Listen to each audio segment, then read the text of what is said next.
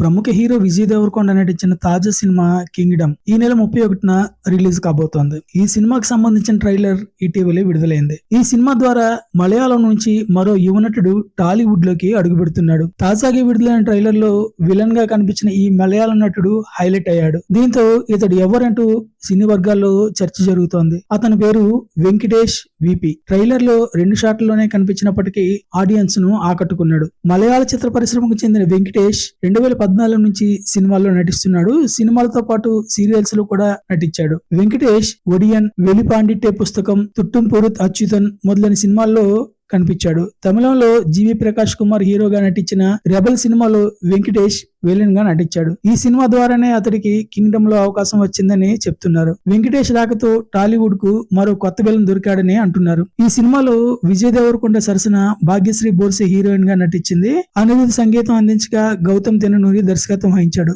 భారీ బడ్జెట్ తో నాగవంశీ ఈ చిత్రాన్ని నిర్మించాడు.